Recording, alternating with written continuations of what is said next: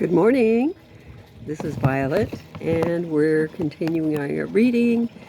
Come read with me. We're going to read and continue our reading in Six of One, Half a Dozen the Other, my autobiography.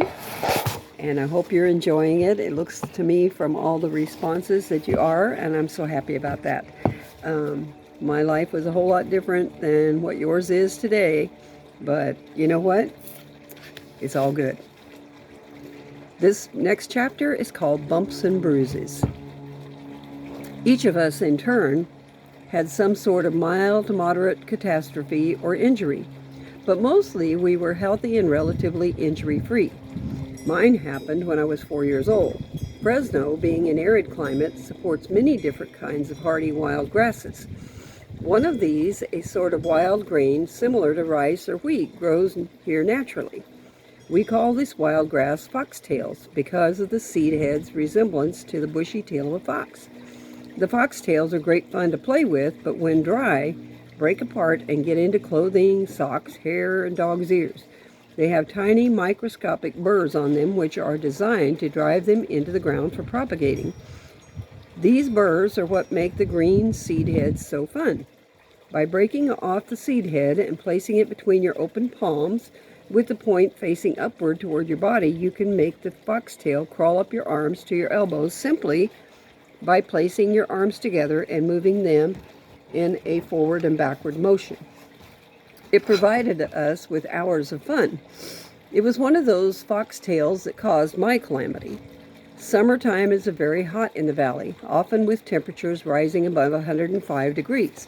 In the spring, the foxtails are green. But as the weather warms, the grass heads dry out. The dry foxtails had fallen into segments and were scattered throughout the yard. Somehow, while playing in the dirt, one of the segments lodged itself in the outer corner of my eye. The tiny burrs that are designed to assist in replanting itself drove it deep into my eye socket. Although it must have caused me great irritation, I said nothing to Mama about it. She was unaware that the thing was there until I began to sleep all the time.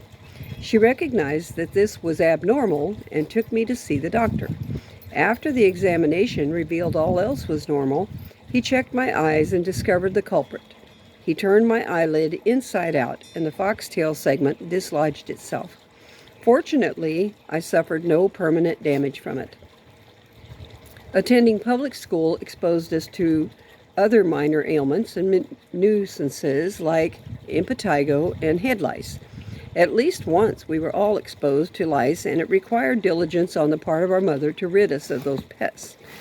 She refused to cut our long hair, so she greased our heads well with shortening and painstakingly stripped the nits from our hair, one child at a time.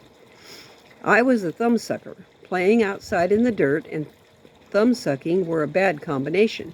I once had a very bad case of pinworms. Several of us had impetigo, and one year it was very hard to get rid of. It is quite contagious and unfortunately thrived in an environment of uncleanliness. We were often dirty because we spent most of our playtime outside in the dirt.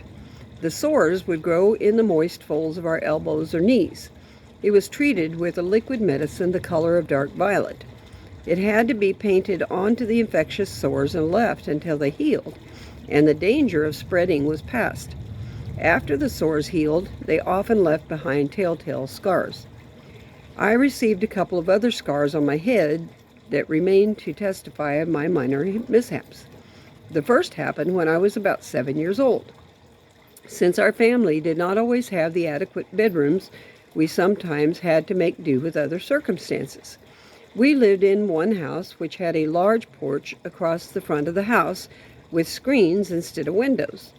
Since it was summertime, the porch made an adequate bedroom for us girls. One evening, when it came time for me to go to bed, I did not want to go out the door and around the side of the house to reach the porch alone. It was dark, and I was afraid to go outside. There was a window between the living room and the porch, and I decided that I would crawl through, which would spare me from having to go out into the darkness. What I had not counted on, though, was that the floor of the porch was several inches lower then the floor inside the house. When I climbed feet first through the open window and stepped down onto the porch side, the floor was not where I expected it would be. The rest of my body flew backward and hit the floor with a thump. I crashed onto a metal toy pistol, which opened a great bleeding gash on the back of my head. When I put my hand to my head and saw the blood, I went tearing out the door, down the steps, around the house, and into the living room without giving a second thought to the darkness outside that had been my concern a few minutes earlier. After shaving the spot, cleaning and bandaging the cut, Mama once again sent me off to bed. I think that cured my fear of the dark. The scar on the front of my head was a little more exciting in its happening. Mama was gone to town to do the grocery shopping, and as she was her custom, she left the oldest child in charge, who at the time happened to be Fonda.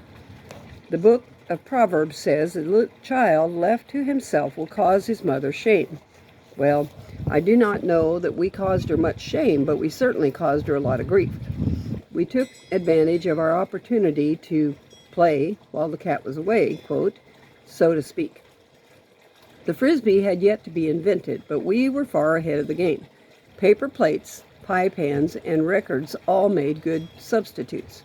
Fonda was a teenager, and Joyce may have been also. We were all in the living room, tossing a paper plate back and forth between us. Then someone got the bright idea to play keep away. Since I was the youngest of the three, they were keeping the paper plate away from me. Back and forth it sailed above my head, out of reach. Then Joyce missed it, the plate hit the floor, and I made a dive for it. I had it just in my grasp when I felt a shove from behind. Joyce grabbed the paper Frisbee, and I went flying, head first, through one of the glass panes in our front door. Fortunately, I only suffered a small triangular cut of about a half-inch long on my forehead. It was another time that my guardian angel was there protecting me. I shudder to think what could have been. Although each of us had our mishaps, the odd thing was the often peculiar reaction of our mother when one of these injuries occurred while she was away. We obtained no sympathy, but more than likely a severe tongue lashing and maybe a lashing of another kind. Whenever Mama went to shop, she always left instructions for jobs to be completed before her return. I am certain it was an attempt to keep us so busy we couldn't possibly get into trouble while she was absent. But folly is bound up in the heart of children. Another Bible quote there. For instance, the time that Christine and Dorothy were left in charge. They were only a year apart, and there were only 4 children left at home by then. Christine was 15 and Dorothy 14 years old. Mama had once again gone grocery shopping and left instructions for the girls to cook the chicken for dinner. Instead, thinking they had plenty of time, they headed down the road to the cow pasture to have some fun. They were living on a dairy in Salinas then. The object of their pursuit was a large wooden cattle loading chute. It was, in essence, a large ramp used to move the cattle from the pasture to the transport truck. The chute was constructed with a board floor that had rails on either side to contain the cattle while sending them up the ramp and into the open truck. The top of the ramp, when no truck was backed up to it, ended into nothingness. The enterprising girls had discovered that by placing a long plank on top of the ramp, balancing it in the middle, with one end above the ramp side and the other out into space, they could make a terrific teeter-totter.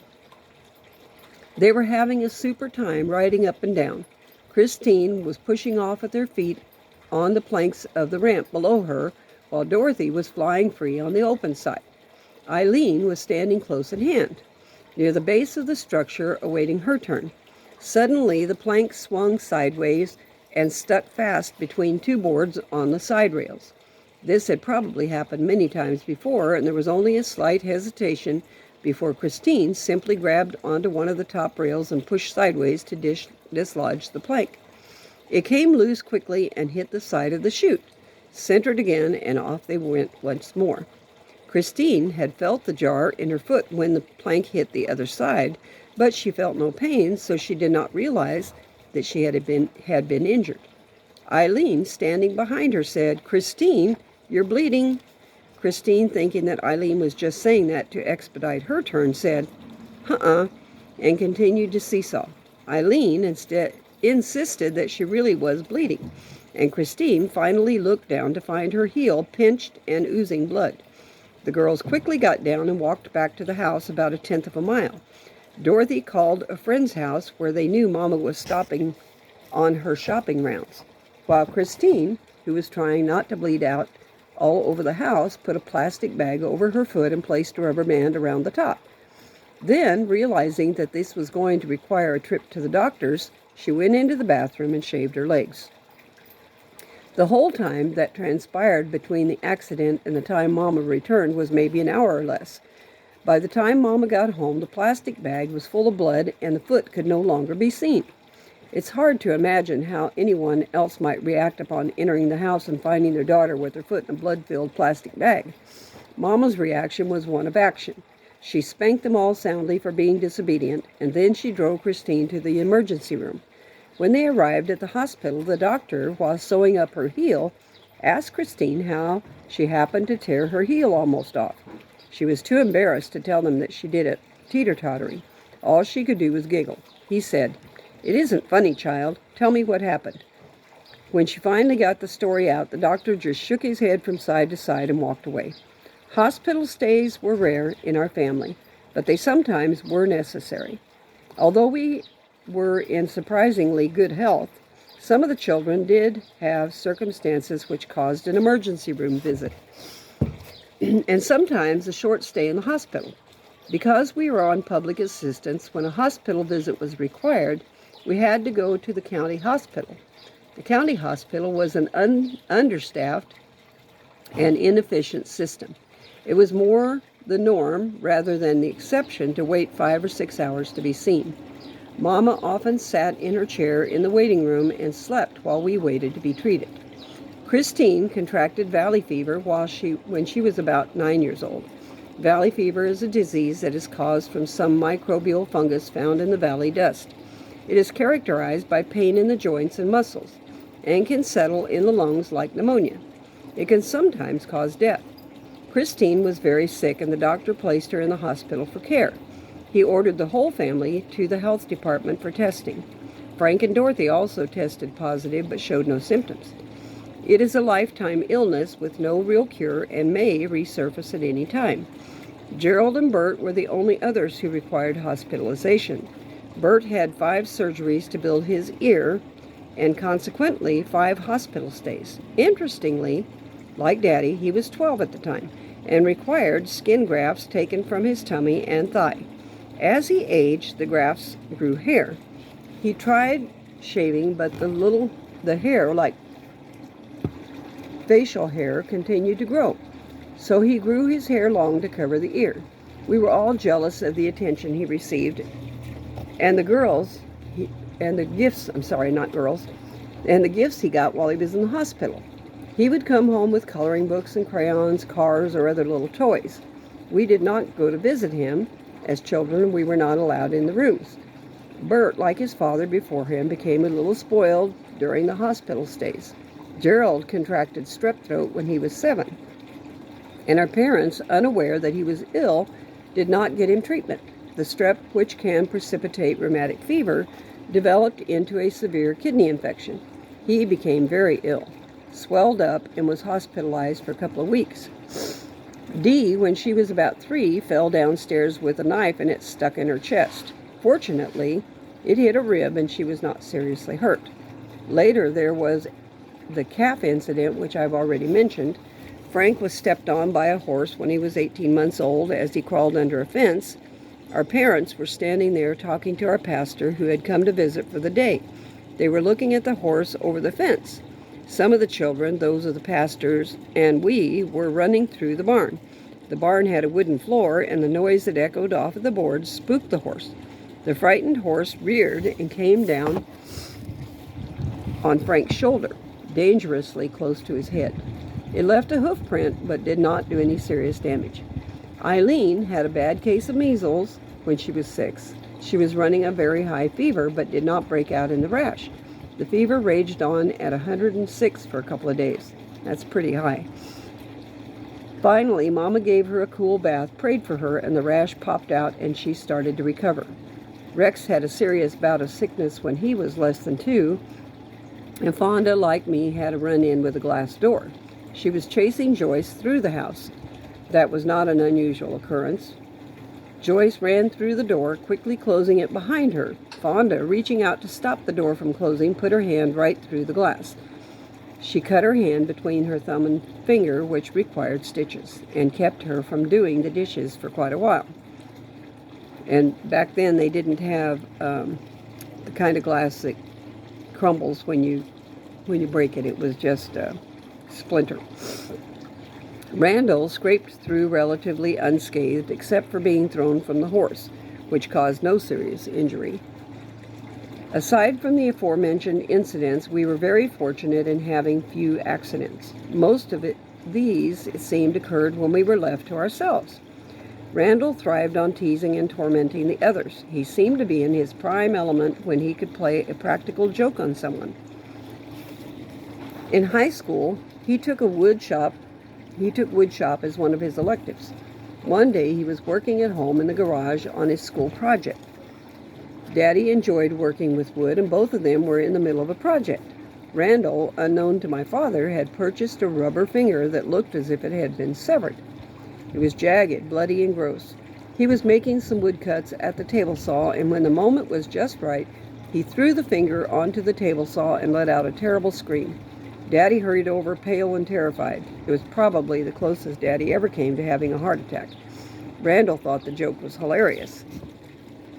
How patient Mama must have been. She watched us so closely that there was not much opportunity for disobedience while she was around. Though while she was away, we always seemed to find some mischief to get into. She tried to teach us to do right, even when we were on our own. She had a way of correcting us without lectures or nagging. She would often quote rhymes to us that had a pertinent message in them. The one that stands out the most and probably had the greatest impact on me was the grasshopper story, which I read earlier. So many times I heard her quote it. Leaving us home occasionally was not just a convenience, because teaching us to be self-reliant, it was necessary for other reasons. The amount of food and supplies it required for all of us for a month often took up the entire car. If she had taken all of us with her, there would have been no room for the food. Mama usually took one of us with her on her grocery shopping excursion as a helper, or perhaps to spend a day alone with us. It was a rare treat to have her all to ourselves for a whole day. Even as energetic as we were, shopping was a pretty tiring affair. First, on Tuesday, when the grocery ads arrived with the newspaper, the ads had to be searched for bargains. There was a supplement to the newspaper called the Fresno Guide that was delivered to every household whether they took the paper or not. The newsprint paper was green, and it contained the classified ads. The colorful grocery ads were also included in the bundle, and Mama would look through all the different ads and circle the best price in red crayon or ink, and then compare them with the other store's ads until she found the one with the lowest prices. Then coupons were cut and sorted. Armed with these, we headed for the grocery stores on the day the welfare check came in. We shopped at every one, buying only the items that were on sale in each store.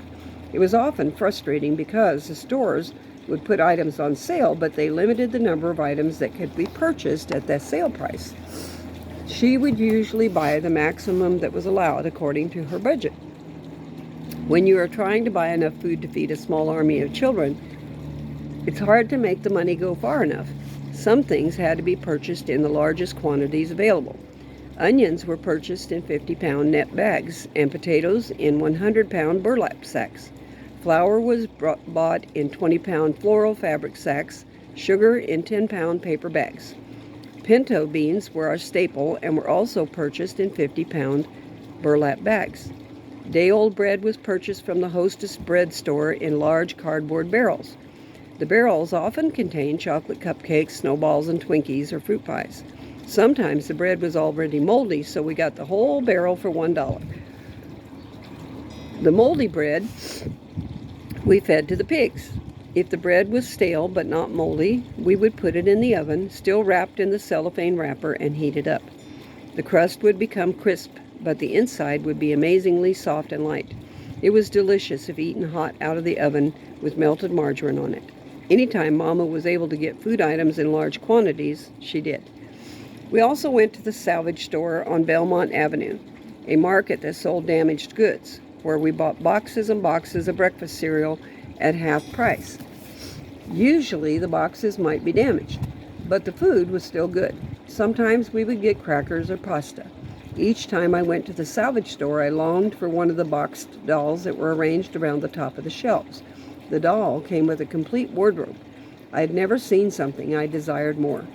They were only $10, but were far beyond our reach, and not only because they were on the top shelf. Usually, though, we bought pasta from the spaghetti factory. We could buy broken ends and pieces in a long box.